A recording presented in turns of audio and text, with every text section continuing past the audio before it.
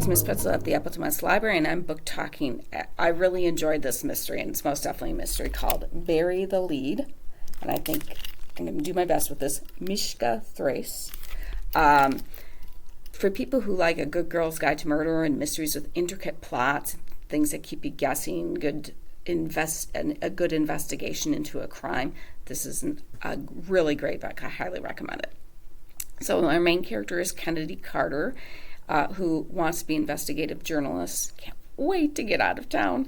And her best friend is Ravi, who is a photojournalist. And they have been friends for a very long time, but they also really good at complementing each other in terms of wanting to be journalists and their approaches and stuff to it. You know, they're both super talented at their different aspects of it. So for their class project, they're taking a journalism class that's kind of like an upper level class. For their class project, they're going to investigate something in their town called the curse.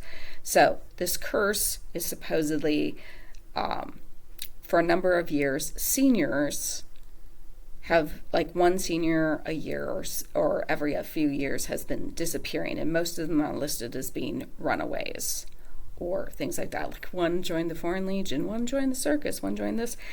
And nobody has a reason, because they're periodically get notes from these people. Nobody has a reason to believe this. Well, this book starts off where we also know that there was one suicide like 2 years earlier. Well, now it comes out a girl is missing and she is found dead. And because of a note that's found with her, it's classified as a suicide.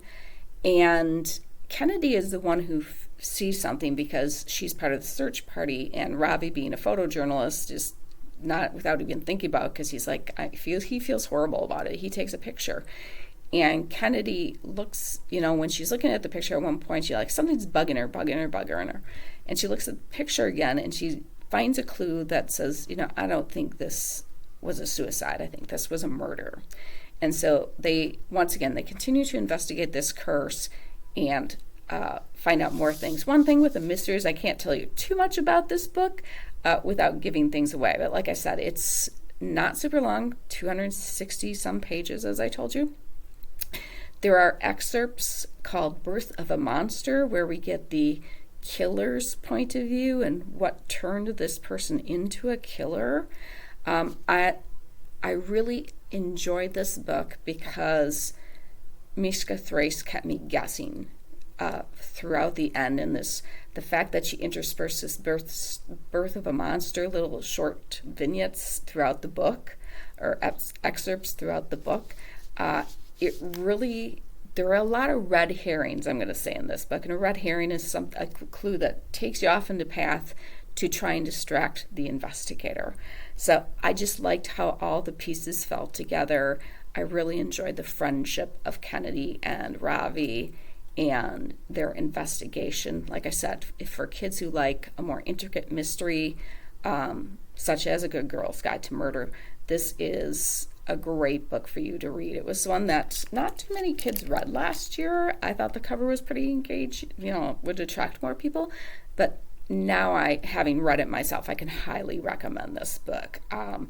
It didn't get the big splash that some books do when they come out, but it was a really good mystery, and so I highly recommend this book. I'm going to be honest, I like Karen McManus's books, but Karen McManus's books, okay, yeah, and it was enjoyable when I read them, but a year or two down the road, I don't necessarily remember this. I probably could open the cover, read a little bit. Oh, yeah, no, I remember exactly what happened in this mystery and how good it was. So if mysteries are your thing, great. I have a lot of options for you. I've been really into mysteries lately. If not, I will help you find something else. Have a fantastic day and keep on reading. Bye.